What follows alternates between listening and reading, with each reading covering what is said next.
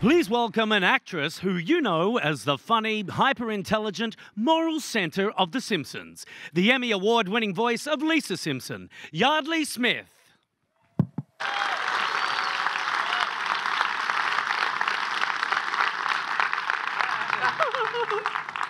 Hi. I don't know that I can top anything with the Penn Award in it, but I'm gonna give it a go. I'm gonna tell you my whole life in 13 minutes. Go! Okay. So from the time I was 7, I knew I wanted to be an actress. I also knew that I wanted to win an Emmy, an Oscar, and a Tony. And then when at 9 I found out that there was this thing called an EGOT, I added Grammy to the list. So Emmy, Grammy, Oscar, Tony, EGOT. Now, when you're 7 and you tell everybody that you want to be an actress when you grow up, it's cute. It's cute, cute, cute.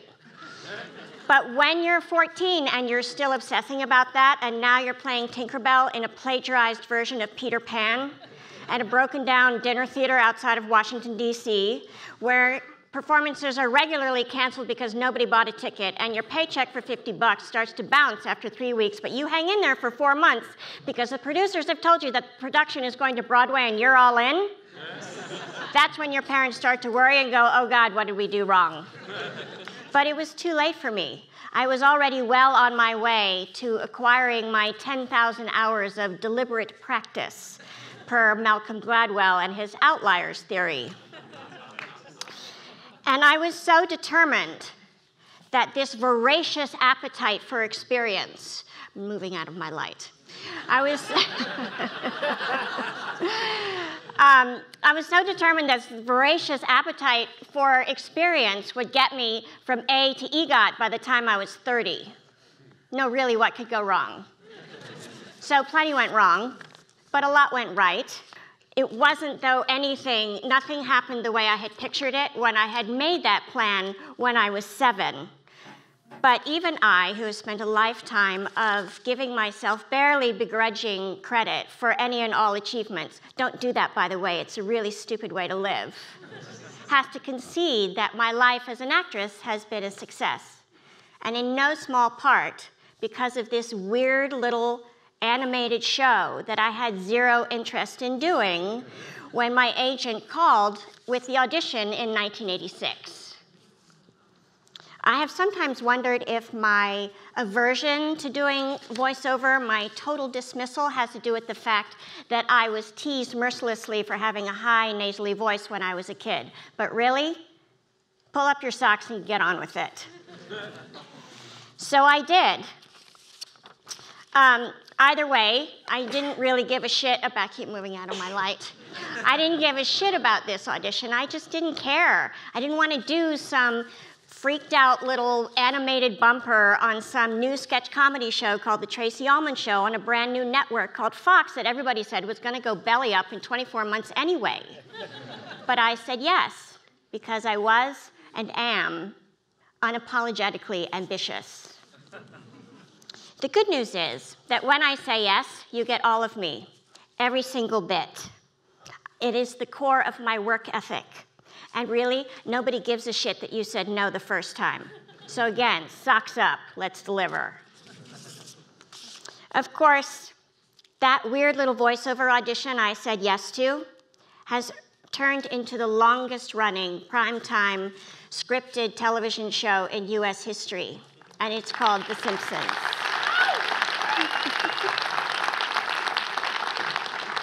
And I have had the supreme privilege of playing really one of the greatest female roles ever written for the small screen. A bright yellow, pointy-haired, gifted 8-year-old old soul named Lisa Simpson. Lisa Simpson, yes, I have been 8 for 30 years, and every time I have a birthday, I'm 8, and then I turn 8 on the show, and we just don't talk about that. In interviews and in life, people often ask me, what is the best part about being on The Simpsons? Is it the celebrity guests? Well, of course, like the time that Bono from U2 came, pulled down his pants, and mooned our music director because he kept telling him that he was missing a quarter rest in a song that we had written for the band. Or the time that I was flown to New York on the Fox Company plane to work with the great Dustin Hoffman in a classic episode called Lisa's Substitute. Or the time that Elizabeth Taylor was tapped to be the voice of Maggie Simpson. She came to the studio to record one word, which was daddy. She came with a tiny little white dog and a giant diamond ring from Richard Burton.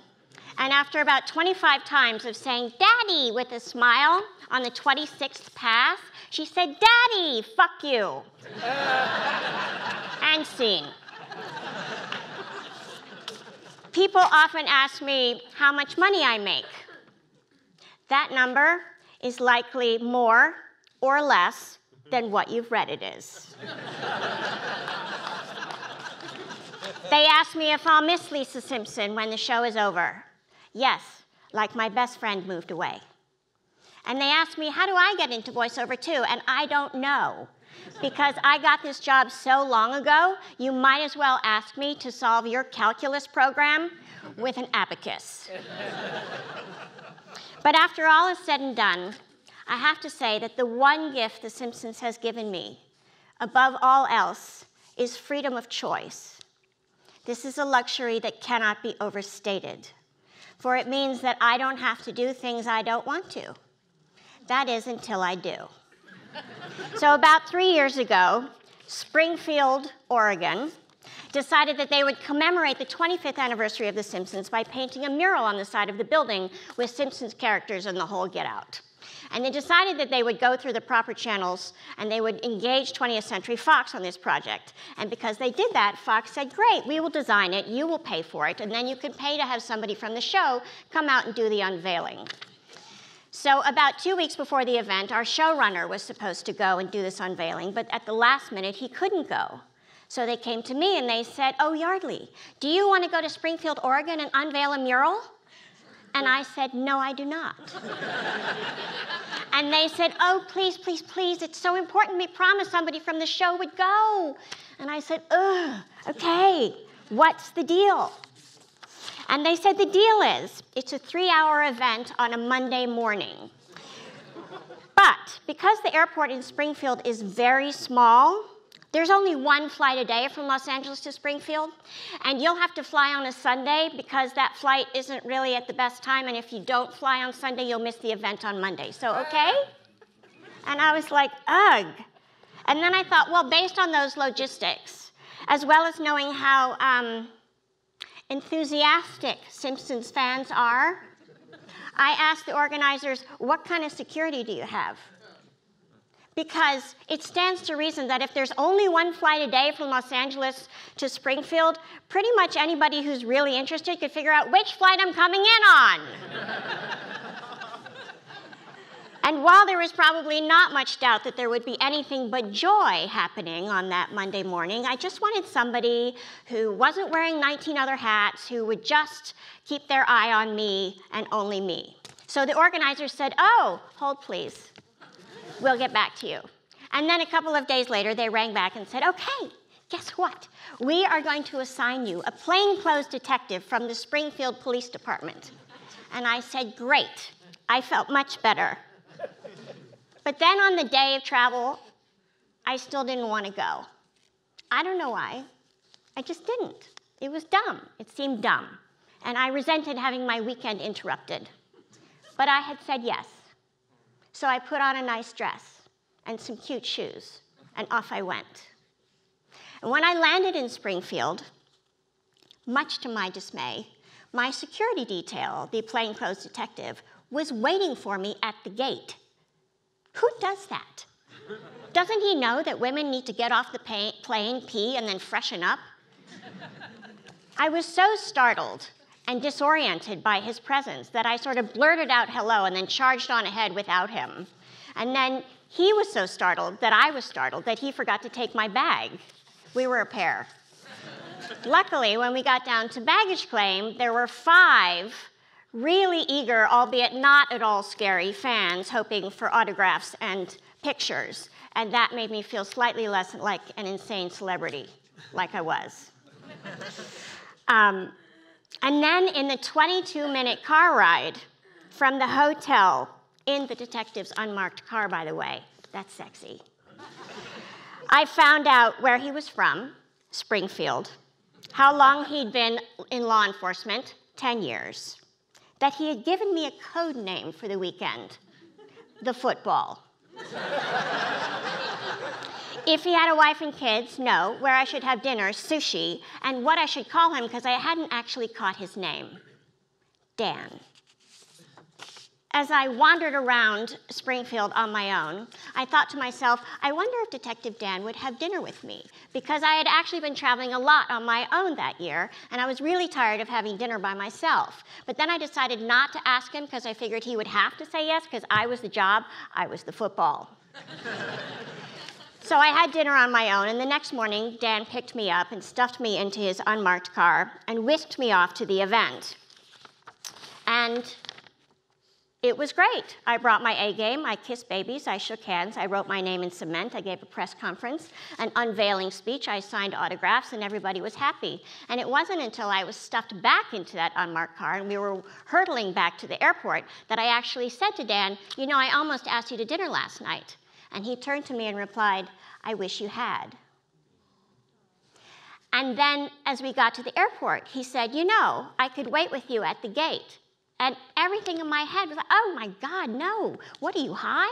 That's ridiculous. I don't need you anymore. The fans are happy, the press is sated. I don't need a bodyguard. Absolutely not. And I said yes. And so for the next hour, we sat at the gate and talked about baseball. Dan used to play minor league ball for the Cubs. It's super sexy. Travel. I lied and said I love it. The Simpsons, becoming a detective, and food were both really big fans.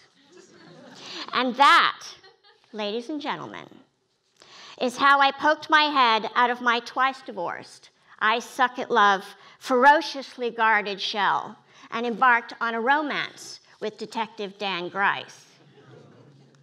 And for the next 2.5 years, I took that shitty commuter flight from LA to Springfield.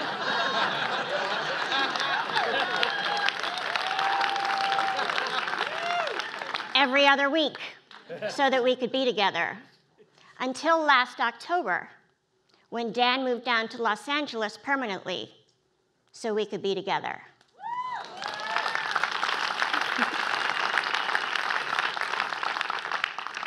When people hear that story, they sometimes ask me if I ever wonder what would my life be like if I had said no to those weird little animated bumpers on that strange sketch comedy show on that network that was never going to last.